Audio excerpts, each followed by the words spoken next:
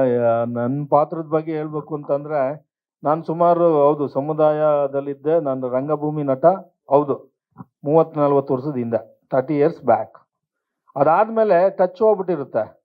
ಆಮೇಲೆ ಸರಿ ಒಂದು ಯಾವುದೋ ನಾನು ಅವಾಗಲೇ ಉಗ್ರ ತಾಂಡವ ಅಂತ ಅದರಲ್ಲಿ ಒಂದು ಜಮೀನ್ದಾರನ ಕ್ಯಾರೆಕ್ಟರ್ ಮಾಡಿದೆ. ಒಂದು ಕಾನ್ಫಿಡೆನ್ಸ್ ಬಂತು, ಮಾಡ್ಬೋದು ಪರವಾಗಿಲ್ಲ ಅಂತ. ಆಮೇಲೆ ಸಾಯಿ ಪ್ರಕಾಶ್ ಸರ್ಗೆ ನಾನು ಹೇಳಿದೆ, ಸರ್ ಇದರಲ್ಲಿ ಚೀಫ್ ಮಿನಿಸ್ಟರ್ ಕ್ಯಾರೆಕ್ಟರ್ ಇದೆಯಲ್ಲ ಸರ್, ಅದನ್ನ ನಾನೇ ಮಾಡ್ತೀನಿ ಅಂದ್ರೆ ಅವ್ರು ಕೆಳಗಿಂದ ಮೇಲ್ಗಡೆ ನೋಡ್ರಿ ಏನ ಮಾಡ್ತೀನಿ, ಎಲ್ಲಿ ಹಾಳು ಮಾಡ್ಬಿಡ್ತೀವಿ ಗೊತ್ತಿಲ್ಲ ಅಂತ.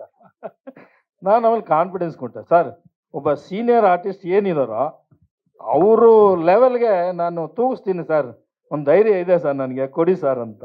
ಆಮೇಲೆ ಆಯಿತು ಮಾಡ್ರಿ ಅಂದರು. ಅದು ಫಸ್ಟ್ ಸ್ಟಾರ್ಟ್ ಆಗೋವ್ರಿಗೂ ಅವ್ರಿಗೇನು ಏನಂತ ಗೊತ್ತಿಲ್ಲ ಅನಿಸುತ್ತೆ. ಆಮೇಲೆ ಸ್ವಲ್ಪ ಸ್ಟಾರ್ಟಿಂಗಲ್ಲಿ ನನಗೂ ಸ್ವಲ್ಪ ಅಳ್ಕಿತ್ತು. ಆಮೇಲೆ ಮಾಡ್ತಾ ಮಾಡ್ತಾ ಅದು ಭಾಳ ಚೆನ್ನಾಗಿ ಬಂತು. ಆಮೇಲೆ ನನಗೆ ಎಲ್ಲರೂ ಹೇಳ್ತಾಯಿದ್ರು, ಇವರು ಶಶಿಕಿರಣ್ ಮತ್ತು ಏನು ರಾಮಚಂದ್ರ ಇವರೆಲ್ಲ ಹೇಳ್ತಾಯಿದ್ರೆ ತುಂಬ ಚೆನ್ನಾಗಿ ಮಾಡಿದ್ದೀರ ಸರ್ ಅಂತ. ನನಗೆ ನಂಬಿಕೆ ಇರಲಿಲ್ಲ. ನಾನು ಆಮೇಲೆ ಎಡಿಟಿಂಗ್ ಆಗಿ ಫೈನಲ್ ಆದಮೇಲೆ ನಾನು ಕರೆದು ತೋರಿಸಿದ್ರಲ್ಲ, ಅವು ನನಗೆ ಆಶ್ಚರ್ಯ, ನಾನು ಹಿಂಗೆ ಮಾಡಿದ್ನ ಅಂತ. ಹಂಗೆ ಒಬ್ಬ ನಟಂಗೆ ಒಳಗಡೆ ಏನಿದೆ ಅನ್ನೋದು ಆ ಸ್ಟೇಜ್ ಮೇಲೆ ನಿಂತ್ಕೊಂಡ್ರೆ ಬರುತ್ತೆ, ಇಲ್ಲಾಂದರೆ ಕ್ಯಾಮ್ರಾ ಮುಂದೆ ನಿಂತ್ಕೊಂಡ್ರೆ ಬರೋದು. ಇದಂತೆ ನಾರ್ಮಲ್.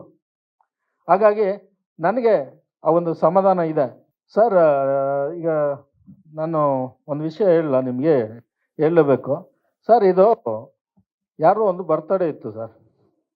ಬರ್ತಡೇ ಇದ್ದಾಗ ನಾನು ಕೇಳಿದ್ರು, ಏನು ಗಿಫ್ಟ್ ಕೊಡ್ತೀರಾ ಅಂತ ಕೇಳಿದ್ರು. ನಾನು ಹೇಳಿದೆ, ವಿಧಾನಸೌಧ ಗಿಫ್ಟ್ ಕೊಡ್ತೀನಿ. ಏನು ವಿಧಾನಸೌಧ ನಿಮ್ಮ ಅಪ್ಪಂದ ಅಂತ ಕೇಳಿದ್ರು.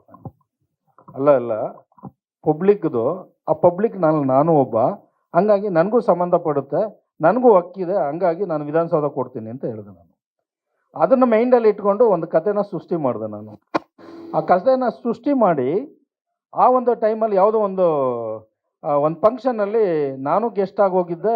ನಮ್ಮ ಸಾಯಿ ಪ್ರಕಾಶ್ ಸಾರು ಕೂಡ ಗೆಸ್ಟ್ ಆಗಿ ಬಂದಿದ್ದರು. ಅದೇನೋ ನನ್ನ ಅದೃಷ್ಟಕ್ಕೆ ಅವ್ರು ನನ್ನ ಪಕ್ಕದಲ್ಲೇ ಕೂತಿದ್ರು. ಗ್ಯಾಪ್ ಸಿಕ್ಕಿದಾಗ, ಸರ್ ನಿಮ್ಮ ಹತ್ರ ಒಂದು ನಿಮಿಷ ಮಾತಾಡ್ಬೇಕು ಸರ್, ಒಂದು 10 ನಿಮಿಷ ನಂಗೆ ಸಿಗಿ ಅಂತ ಹೇಳಿದೆ. ಆಮೇಲೆ ಒಂದು ಹೋಟ್ಲಲ್ಲಿ ಮೀಟ್ ಮಾಡಿ ನಾನು ಸುಮ್ಮನೆ ಒಂದು ಔಟ್ಲೈನ್ಸ್ ಹೇಳಿದೆ, ಏನು ಮಾಡ್ಬೋದು ಪರವಾಗಿಲ್ಲ ಅಂತ ಅಂದರು.